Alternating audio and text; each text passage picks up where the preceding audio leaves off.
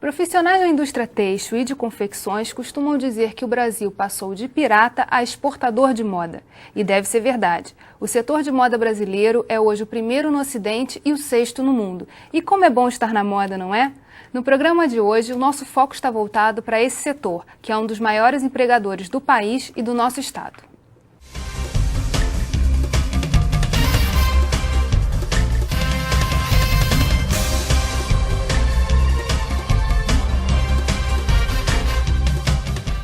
Para conversar sobre a importância da moda no desenvolvimento do Rio de Janeiro, convidamos o coordenador de projetos de moda do Sebrae Rio, Beto Bruno, a presidente da Associação de Joalheria do Rio de Janeiro, Carla Pinheiro, e Cristiane Alves, gerente do Senai Moda e Design.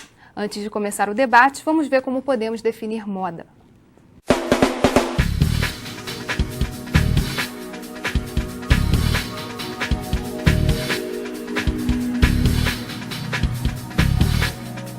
A palavra moda é derivativa de modos, costumes.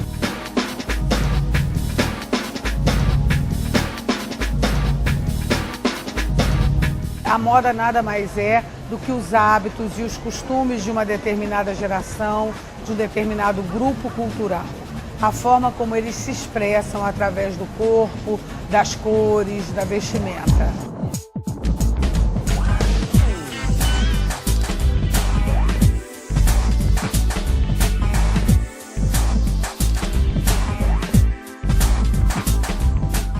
O mercado é um mercado muito favorável, até por causa da nossa cultura. E eu acho que é um mercado que está cada dia mais crescendo. A gente se preocupa em fazer moda para pessoas que têm formação, pessoas que entendem o que a gente quer como marca, entendem o que a gente quer como cultura. Na hora que você tiver uma política no país de desenvolvimento, de fomento, a criação, a produção, o Brasil se transforma.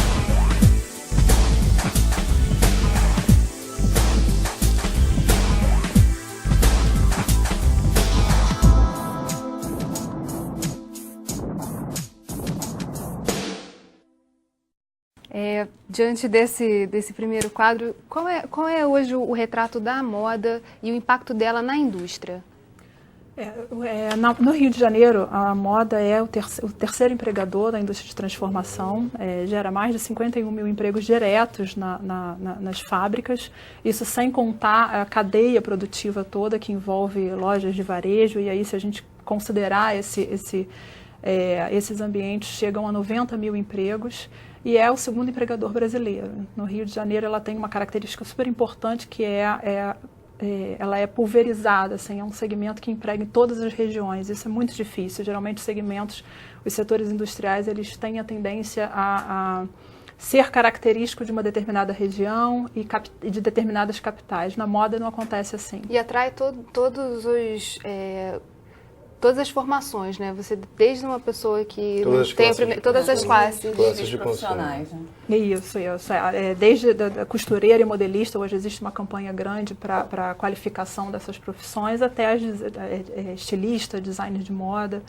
Agora, o que a gente observa no Rio é que tem vários arranjos produtivos locais de moda espalhados, né, justamente pulverizados pelo Estado. Como é que o Sebrae atua, né, na questão da moda? Eu acho que, na verdade, assim, a gente está falando a nível de Rio, mas isso acho que acontece no Brasil como um todo. Nós, do Sebrae, a gente geralmente atua em duas linhas principais. Uma é focada na gestão dessas empresas, tudo que se refere à gestão, né? Formação de preço, análise de custo, planejamento estratégico. E a gente também atua um pouco na questão da contribuição, da articulação para a formação de uma governança local. O que é isso? Na verdade, o Sebrae ajuda, né? A gente faz muito isso casado com a Firjan, porque nós temos uma política muito parecida de atuação. A gente determina um certo território produtivo, diria assim, né? Quais os lugares do Rio de Janeiro onde tem uma concentração de unidades produtivas que produzem determinado produto, que atuam em algum segmento da moda? A partir daí, a gente entende que instituições que estão lá que possam contribuir para ajudar o fomento e a dinamização daquela atividade econômica. Então a gente procura reunir essas instituições, a partir daí se forma a governança, que em alguns lugares onde ela já está mais instituída, a gente intitula de Conselho da Moda, como é o caso de Nova Friburgo, e esse fórum local, que é a governança, discute políticas industriais, políticas públicas que ajudam diretamente no desenvolvimento daquele segmento. Tem uma integração muito grande com a universidade, né? A gente tenta ter uma integração muito grande com a universidade, puxa a universidade, mas eu vou te dizer assim, uma opinião minha.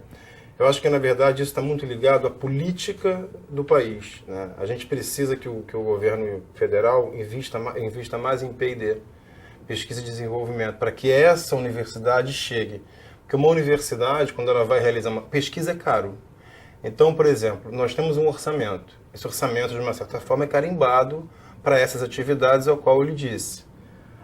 O Sistema Firjan tem um outro orçamento, que é carimbado para as atividades ao qual ela é responsável em desenvolver.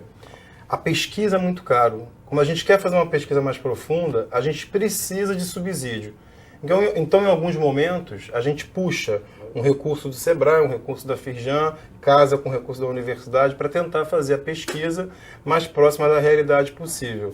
Agora, é importante só deixar claro assim, por que a atuação em APLs, por que os polos são tão fortes nesse segmento? Porque a maior parte das empresas são micro e pequenas empresas com pouca capacidade de investimento. Exatamente. E aí elas precisam atuar em conjunto, se organizar, se unir para ter mais força. Acho que o APL de joias, que é o Joia Carioca, é um grande exemplo disso que a gente está falando, né?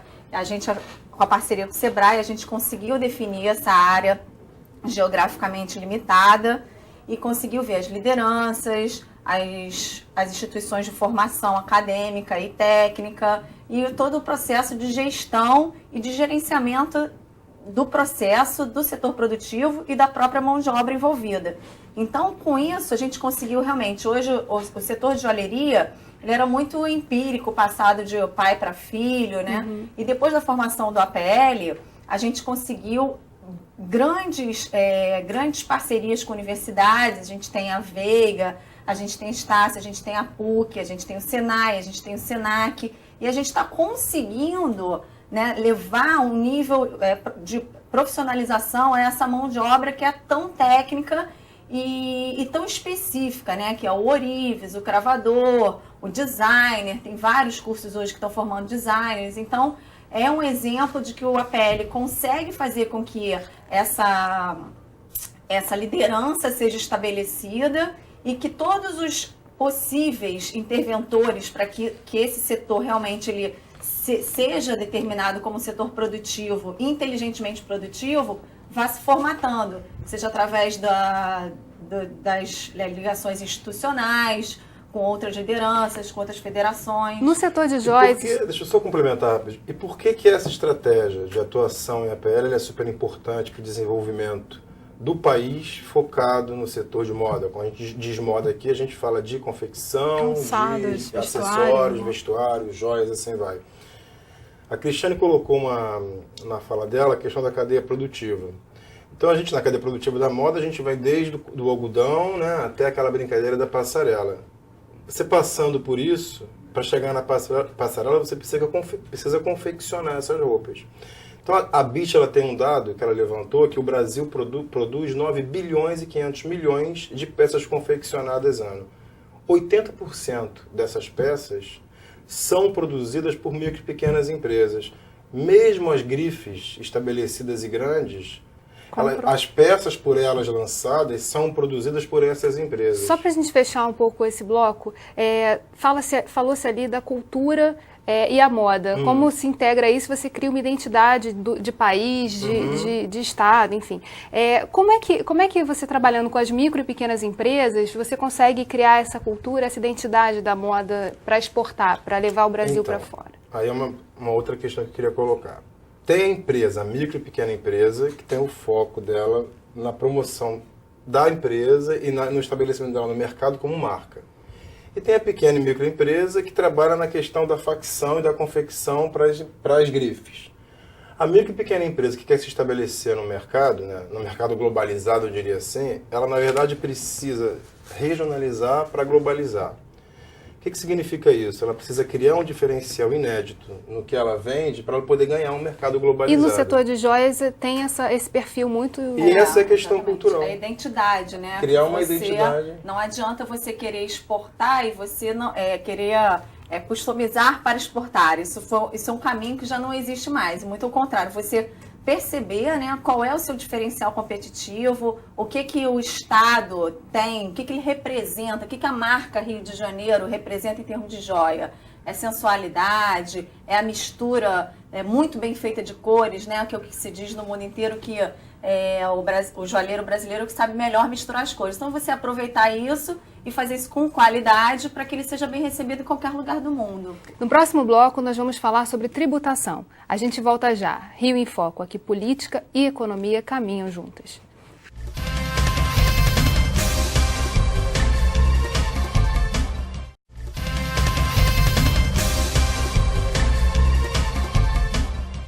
Tributa preocupação para todos os setores e não é diferente na moda, principalmente nos primeiros meses do ano. Nossa reportagem conversou com Heloísa Simão. Vamos ver o que ela diz.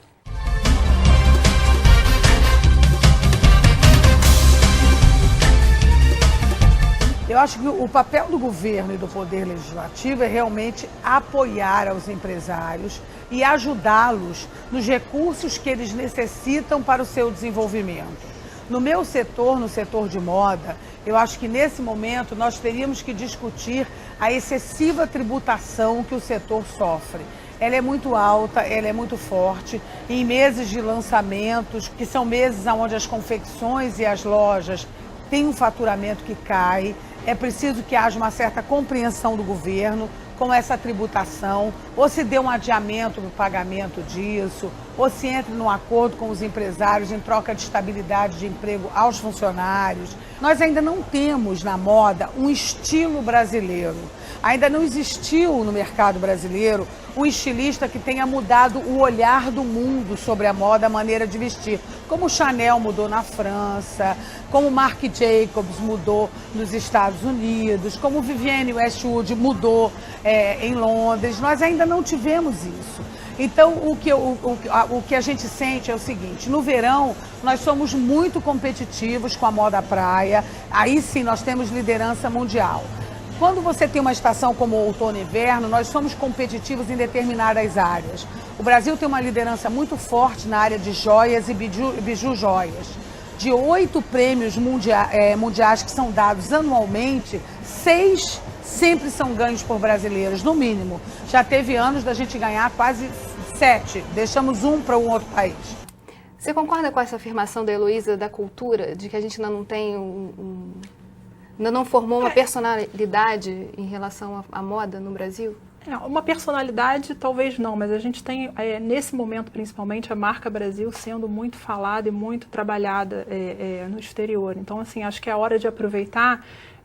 E um dado que, assim, uma informação que é importante colocar é que, assim, todas as instituições que atuam apoiando esse setor, elas atuam incentivando as empresas a atuar no nicho de alto valor agregado. Por isso, prêmios de design, nós incentivamos os designers e as empresas, as indústrias a participarem, porque a competição por preço, ela realmente ela não vai garantir a competitividade brasileira, mas eventos como o Fashion Rio, que acontecem desde 2001, eles incentivam justamente isso, que as empresas trabalhem uma identidade, trabalhem o seu diferencial, trabalhem a cultura brasileira, porque isso é super importante, a gente não pode trazer as referências de fora e aplicar aqui, nós somos diferentes. Exatamente. Então, isso vem sendo muito trabalhado e a gente acha, assim, pelo menos o sistema Firjan, entende que a indústria já avançou muito nisso. Atualmente nós ganhamos prêmios, não é à toa, é porque existe todo um trabalho de incentivo a esse caminho. Ao design, né? E eu acho também, assim, vou pegar o bote da Cristiane, né, o grande pulo do gato para que a gente estabeleça uma nova forma de vestir no mundo, que eu acho um pouco até, hoje no mundo moderno, um pouco até ambicioso demais falar dessa maneira, a gente está ligado no levantamento da cultura brasileira, sobretudo nessa cultura que vem dessas técnicas manuais que são espalhadas pelo Brasil inteiro. Um exemplo, por exemplo, o Jean Paul Gaultier, ele usa a renda de bilro que é feita em Fortaleza. O Kenzo vem para a Amazônia pesquisar o Pantone de verde. E o brasileiro vai para a Semana de Moda de Paris, vai para a Semana de Moda de Nova York e vê o que esses caras fizeram. Uhum. Acho que o grande barato aqui da moda brasileira seria o empresário de moda, acho que de uma maneira geral, estar olhando para essa questão da identidade cultural que vem daí.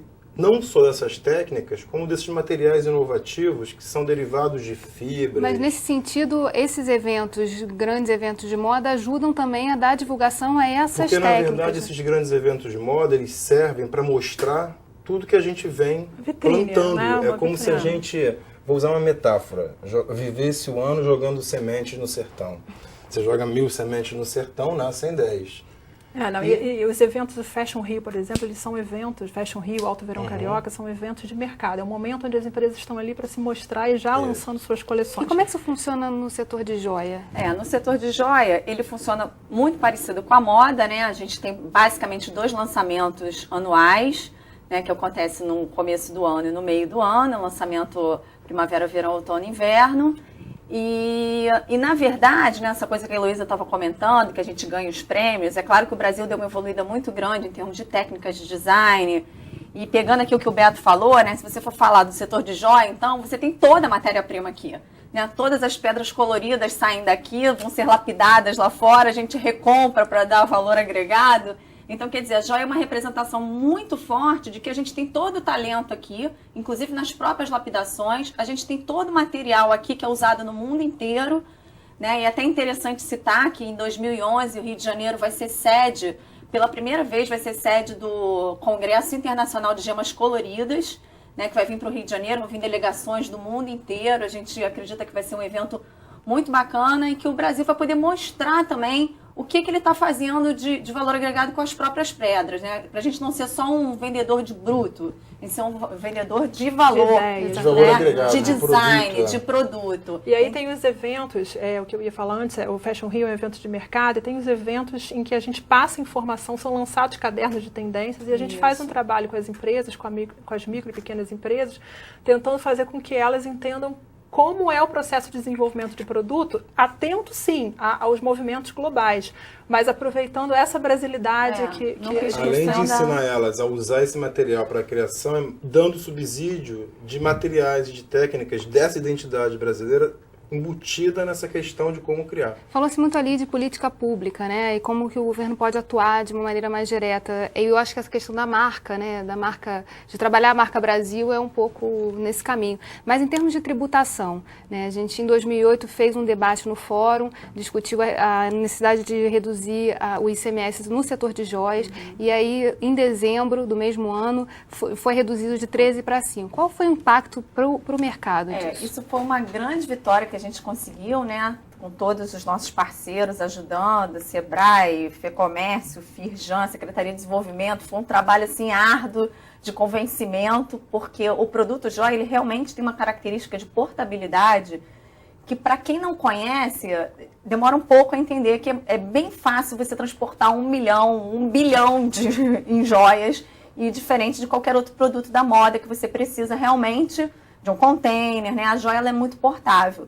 Então, com essa redução, além da gente ficar mais competitivo com esse produto de origem do descaminho, a gente conseguiu fazer com que o setor do varejo no Rio de Janeiro se formalizasse. Foi um movimento muito bacana, várias empresas saíram do simples, estão indo para o lucro presumido, para o lucro real. E no Rio de Janeiro hoje, você consegue verificar um crescimento das redes de varejo bem ordenado e com uma expansão muito, muito promissora, né? Bem melhor do que o que está acontecendo no resto do país inteiro. Então, apesar de a gente ter outros tributos que ainda são altos, são os tributos federais, mas essa redução do ICMS possibilitou que as empresas se formalizassem, saíssem do simples e virassem gente grande. Sobre virar gente grande, o Sebrae trabalha muito com micro e pequeno empreendedor. Como que é a formalização, como é o processo de formalização nas APLs e nos polos de produção de moda no estado? Então, eu trabalho no Sebrae na coordenação de projetos de moda. Então, a minha função lá é gerar competitividade para o micro e pequeno empresário que já está legalizado. Claro, evidentemente, quando a gente entra no tal do território, onde está o APL, o arranjo produtivo local, a gente encontra a mesma de tudo. E a mesma quantidade de empresas formais existem, acho que até o dobro de empresas informais. No início, foi uma coisa que me pegou muito de surpresa e a gente não sabia como manejar aquela situação. Então, acho que a primeira né, atitude que eu tive foi trazer esses empresários informais para dentro do projeto, para tentar mostrar para eles qual seria o benefício de se formalizar e estar participando daquelas ações diretas. Mas o que, até me fugiu um pouco da sua pergunta, mas o que o Sebrae tem feito em cima dessa questão é criar programas de facilidade para que essas empresas informais se formalizem. Microempreendedor individual. Tipo o EI, que é o microempreendedor individual, que é uma coisa que o Sebrae lançou a nível nacional para justamente formalizar esse pessoal, que eu acho que funciona muito bem dentro do setor da moda, no que diz respeito às facções, né? Você, quando entra nesses arranjos produtivos locais, você vai nas casas, e no fundo de quintal tem sempre 3, 4 máquinas que costuram, que faccionam para até empresas de grife que nem sabem que está sendo feito ali. Então, eu acho terceirizando, né? Uma cadeia, uma facção, quarteirização, exatamente. E que eu acho que isso vai acontecer, né, a médio e longo prazo. Você formalizar todo esse setor não é uma coisa simples, porque se você hoje tem... Qual foi o número que você colocou, Cristiane, de empresas? São 3.200 empresas industriais. Você tem o dobro de empresas informais. Mas na indústria, a formalização é mais exigida, talvez, e mais observada, não? A indústria se comporta como os outros elos da cadeia. Assim, o que a gente tem feito é parceria com diversas instituições, justamente para organizar o setor. A organização do setor e a profissionalização do setor ela é fundamental. E no momento em que você cria esses programas, esses diversos projetos que nós fazemos em conjunto, as empresas que são informais não podem entrar, porque oficialmente, quando exige um termo, então elas são informais, elas não têm como entrar. Quando a gente fala de formalizar, o maior gargalo para essa empresa, na hora da formalização, é a quantidade de tributo que ela paga. Então, por isso que a gente coloca que uma das questões importantíssimas para a gente acabar com esse problema, que mal bem é um problema, porque o governo deixa de arrecadar algum imposto. Claro. É a criação de programas e de facilitação de pagamento de tributos para que esses empreendedores informais virem formais. Né? Como a gente fala, política pública. Política pública. Que eu acho que é interessante também, que não foi falado até agora, que a partir da formalização e dessa coisa da gente rever a tributação e trazer mais gente para a formalidade, a gente consegue também abrir linhas de crédito para esse empresário que nunca sonhou em ter nem conta em banco tem. Então, hoje a gente vê uma sensibilização maior dos bancos, né, da Caixa, do Banco do Brasil, que estão interessados principalmente em investir nos APLs. Né? Então, é um trabalho muito legal, que ainda está começando, tem muito que evoluir, tem muito ainda que ser pressionado para liberar dinheiro para os empresários. Juros bem baixos. Com juros bem baixos, porque o que é o que o pessoal precisa, né? Então, nas confecções, seja para investir em maquinário, se vê na joalheria, nas indústrias de joias é um problema sério, porque 1 quilo de ouro custa 65 mil reais. Né? E 1 quilo de ouro você gasta em uma semana. Então, a questão das linhas de crédito para as indústrias, principalmente, é fundamental, porque a indústria tendo crédito, ela vai acabar financiando todo o resto do setor produtivo. E na geração de competitividade também, né?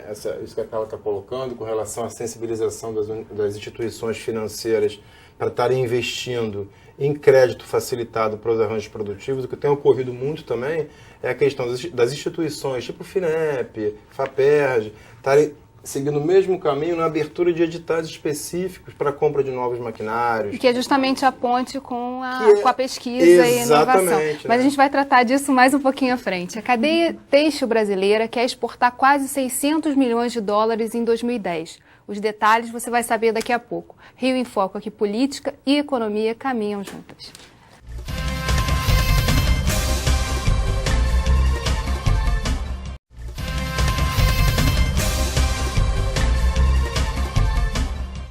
A meta do Programa Estratégico da Cadeia Têxtil Brasileira, Tex Brasil, é exportar 572 milhões de dólares em 2010. Esse programa é uma parceria da Agência Brasileira de Promoções e Exportações e Investimentos, APEX, com a ABIT, Associação Brasileira da Indústria Têxtil de Confecção. Vamos ver o que eles dizem.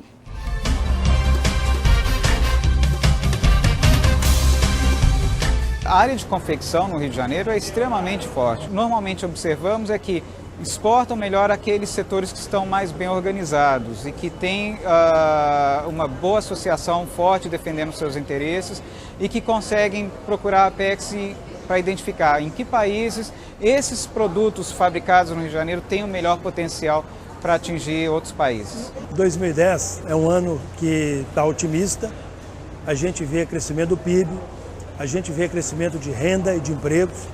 Nós estimamos que no final do ano de 2010 a gente vai terminar com um estoque de 40 mil novos empregos no nosso setor. Como é que é no setor de joias essa perspectiva? É bem parecido o trabalho que é realizado, né? É da Apex, também a gente tem um projeto com a Apex, que repassa os recursos para o IBGM, que é o Instituto Brasileiro de Gemas e Metais Preciosos, e através disso a gente faz promoção da exportação, em eventos, feiras internacionais, mostras de design. A gente tenta sempre estar presente para mostrar o que o país faz e o que o Estado faz. E o Rio de Janeiro hoje é o primeiro exportador, o maior exportador de joias do país, né? E graças a todo esse apoio e toda a articulação que a gente faz no mercado externo. E a Apex sempre ajuda realmente, como ele falou, identificar os mercados-alvo, os que têm aquela maior proximidade, maior facilidade de aceitação do produto. Então, e quais são os mercados hoje para o setor de moda que são os mais visados? E quais são os também problemáticos, quer dizer, que influenciam, né, no mercado no país? No setor de joia, a gente tem um foco muito grande nos Estados Unidos, né? Que é um mercado imenso, né? Que é um mercado muito grande. Qualquer 1% já é muita coisa, né? Então, o mercado americano, a gente, inclusive o setor de joias tem um benefício de exportação, que não paga imposto de importação. Então, realmente, o mercado americano é um foco. E depois disso vem os países árabes, a própria Rússia está começando agora um projeto bem legal com o Brasil. É um mercado promissor. Os mercados emergentes, de uma certa forma. Os BRICS, né? Tirando a China, né? Que é o problema também.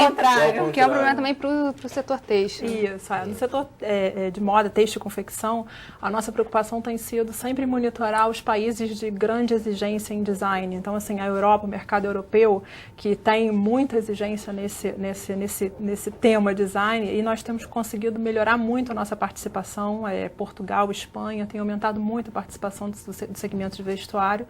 E é um indicador de sucesso, né, da estratégia que vem sendo traçada para o segmento. A Europa é um mercado bem promissor para a gente, eu acho. Tem crescido muito. O que a Cristiane colocou. Muita especificação técnica de produto, é bem diferente da gente. Tecido, já por exemplo... Já a China, por exemplo, não tem grandes exigências em termos de legalização. A China tem mão de obra barata. Na verdade, a China não exporta produto final. Ela exporta mão de obra, exporta... metade da produção. Acho que, na verdade, não só a China, como o próprio leste europeu hoje em dia, né? Você vai para a Itália. As grandes marcas da Itália, aquela coisa que a gente brinca assim, isso daqui é made in Italy, 100% made in Italy. Hoje em dia, dentro da Itália, tem uma legislação que diz que se você faz 30% do produto na Itália, ele é made in Italy. Então, a ameaça não está só na China, né? Você vai para Trieste, leva 1h30, chega na Croácia, então a mão de obra barata vai para Trieste e construir pelo mesmo preço da mão de obra da China. Então, acho que isso é um problema da China e agora um pouco do leste europeu, né? E o próprio controle de qualidade, né, que no têxtil é importante também. Agora, em termos de joia, você tem a procedência das pedras, você tem o teor do ouro, assim como a questão dos brinquedos, que foi tão falada, a questão de segurança, tudo isso você também observa nas joias, que onde está esse controle, né, desse produto que entra, não só pelo caminho como ele entra e que produto que entra. E você perguntou de mercado promissor. E a Cristiane falou no início do programa uma coisa da marca Brasil, que é muito forte. Então eu acho que hoje, para a moda brasileira, mercado promissor são todos os países que têm poder aquisitivo de compra, desde que a gente consiga vender essa marca Brasil, no que diz respeito à identidade e o atendimento das especificações técnicas, né? Claro. A China, ela consegue produzir, ela tem uma mão de obra barata, mas ela já consegue produzir um produto de bastante qualidade. Muitos dos produtos de grandes grifes atualmente internacionais são feitos na China.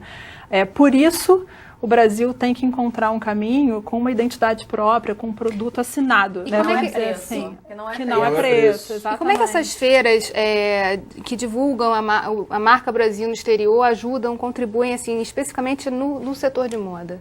As feiras no Brasil, elas são importantes porque elas trazem para cá o comprador internacional. O comprador nacional é atraído para esses grandes capitais, mas o internacional vem aqui, conhece toda a nossa capacidade, a gente tem a possibilidade de mostrar para ele um leque de informações e de diversidade de materiais, enfim, que para a gente é muito importante. Agora, as feiras internacionais são fundamentais também, porque as feiras internacionais, elas atraem comprador do mundo todo. O número de compradores circulando em feiras na França, em feiras na Europa, por exemplo, é um número gigante. O mundo inteiro se muda para a Europa. E você mostra que o Brasil tem um parque industrial, que muitas vezes é desconhecido pelo mundo. Mas como? O Brasil fabrica? O Brasil fabrica joia, fabrica jeans, fabrica tecnologia, né? Então é interessante que você está expondo a marca Brasil e você está expondo o produto, o design e também a tecnologia, a capacidade produtiva. E por um outro lado também, eu acho que participação em feira internacional é uma estratégia muito importante de internacionalização de empresa, porque na verdade uma empresa quando vai para uma feira internacional, ela está ao mesmo tempo se promovendo, que é o que a Carla está colocando, mas está ao mesmo tempo entendendo quais são os concorrentes dela, quais são as especificações técnicas que compradores de vários países exigem, quem ali pode, qual é o preço que ela pratica, qual é o produto similar ao dela. Então, na verdade, a feira internacional é uma forma de internacionalizar também. De aprendizado, para justamente elas, ao longo do tempo, conseguir chegar naquele mercado. É ver o que ela tem que subir de degrau para poder chegar lá. Exatamente. Né? E evento como um todo, né? Não só feira internacional, mas as feiras nacionais, por exemplo. Acho que o mercado de moda ele deu um salto muito grande quando ele começou a incluir na sua agenda eventos de referência, porque o pequeno empresário lá de Friburgo, lá de Petrópolis, estou falando de Rio, mas assim, vem empresas do Brasil todo, estar dentro do evento em contato com compradores que circulam pelo mundo todo e com jornalistas, porque o jornalista também é um público qualificado e exigente. Então, assim, esse feedback de produto, de preço, de modelagem, enfim, é uma sempre grandiosa, né? Não, às vezes mais do que meses Eu acho e que meses. até para nós mesmos, nós instituições, quando a gente acompanha esses empresários nessas feiras, a gente entende às vezes que em determinado território produtivo, vou dar exemplo de Petrópolis, a gente tem lá um centro de produção de autorreferência, a gente tem um maquinário. A gente começa a entender que para aquele empresário chegar à competitividade da empresa do país vizinho, do Chile, a gente precisa ter um maquinário melhor, que dê melhor acabamento, um corte a laser, tem que tirar a faca da empresa do cara. Então, enfim, eu acho que é importante, é bom como um todo, né? Aí, voltando um pouco à questão da universidade, o fato de juntar nos arranjos produtivos locais o papel também da universidade na inovação e na construção de um maquinário que possa ser utilizado não por um empresário que vai ter que ter um alto investimento, mas por vários, ajuda também nesse processo, claro. Né? Como acontece, por exemplo, em Nova Friburgo. Exatamente. Eu acho que, qual ERJ que você diz, qual FRJ também, eu acho que pesquisa é fundamental. Acho que informação é fundamental, né? A gente tem também, por exemplo, a gente tem uma máquina de prototipagem rápida que está na PUC, tem uma soldadora laser que está no Senai. Então, isso é importante. Tem várias outras máquinas. A tecnologia no setor está evoluindo assim, a passos larguíssimos, numa velocidade... Isso interfere no design. Interfere no design, né? No que é possível fazer, no que não é possível fazer. E o que acontece? É muito importante para o setor de moda, de uma forma geral, que a gente tenha políticas públicas de investimento nessas universidades desse material de alta tecnologia, que muitas vezes o empresário não tem nem como sonhar. Ele não pode comprar. Não pode comprar. O tamanho dele não permite a ele. Então, ele tem que estar realmente na universidade, a universidade tem que ter bolsas de estágio para o aprendizado da nova tecnologia e ser um replicador disso para o empresário utilizar essa tecnologia. E outra coisa que eu acho que é importante tratar aqui é a questão da velocidade da informação, porque isso impacta diretamente no setor de moda, né? Claro. Moda, então, né? Vestuário, que é um lançamento. Até essa transformação. De 6 em 6 meses. Essa transformação de pirata em informador, em criador, é também por esse motivo, claro. Né? Uma velocidade exige que você tenha, então, um perfil, todo um trabalho com a cultura da moda. E essa transição de quem copia para quem cria é até um pouco perigosa para o micro e pequeno empresário, porque quando ele copia, ele tem lá um nicho de mercado que vai consumir aquilo dele. Quando ele passa a criar, ele tem uma transição aí no processo de produção dele que é um tanto quanto perigosa. E tem que ter uma rede de suporte, né? Porque ele investe na pesquisa, que teoricamente, que na prática, né, a universidade não pode dar porque não existe recursos para isso. Ele investe mais, ele para de produzir uma coisa que dava, né, o giro para ele, esperar que esse giro venha na frente. E se não vem, ele quebra. Porque a cópia é a certeza do sucesso, né? Porque aquele produto já está testado e de alguma forma já está estabelecido que ele é campeão, ele é sucesso, ele vendeu. Quando você vai criar, além do investimento todo na criação, se você faz uma coleção errada, pode ser que você quebre. Acho que esse é o nosso grande desafio, né? Calcular o risco dessas pessoas daí para não deixar elas morrerem na praia. É isso aí. A moda também já está nos projetos de responsabilidade social. A gente vai saber como no próximo bloco. Rio em Foco, aqui política e economia caminham juntas.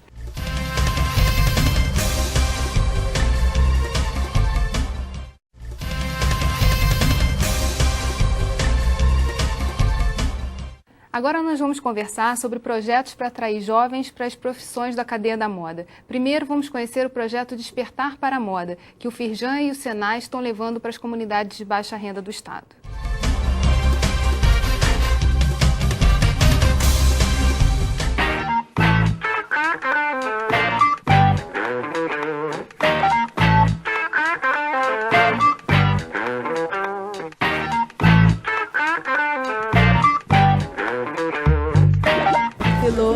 Costura, fazer a moda acontecer.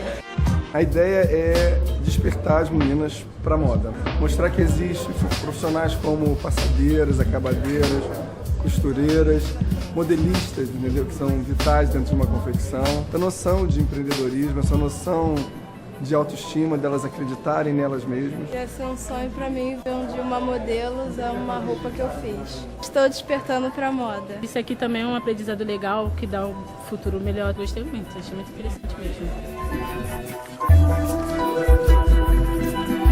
Modelagem, acesso, descoberto, fazer a moda acontecer. Todo mundo tem um sonho, mas às vezes nem tudo é aquilo que a gente pode fazer.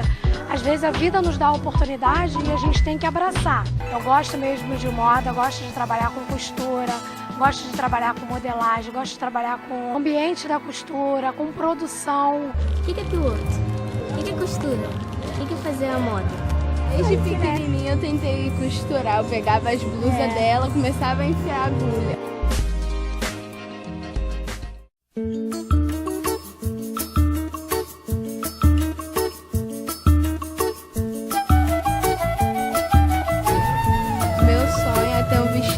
Na passarela. Eu quero fazer a moda acontecer.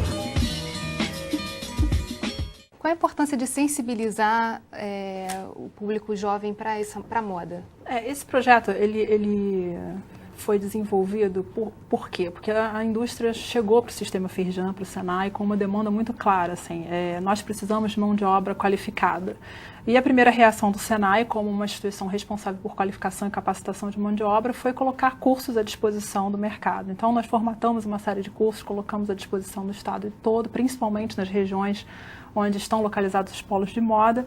E o que a gente percebeu foi que não existem jovens interessados em atuar nessas profissões. As turmas não fechavam, não tinham números suficientes de interessados.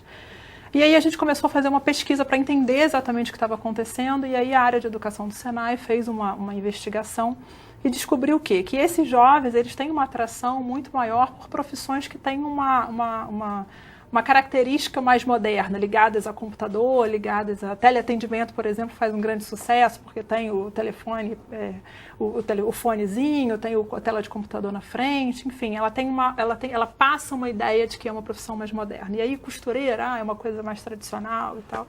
E aí o jovem, a gente percebeu que o jovem não está atento, não está sensibilizado com relação a essas profissões da fábrica, né, da indústria da moda, que são costureira, modelista, passadeira, como o Beto Neves falou, e que a gente precisava, então, levar informação sobre essas profissões, porque o setor está crescendo, se desenvolvendo, gerando oportunidade e não tem quem ocupe. Qual a diferença de salarial, por exemplo, de um operador de telemarketing para um modelista? Isso depende muito, assim, mas a modelista Ela ganha muito mais, com certeza. Não, com certeza.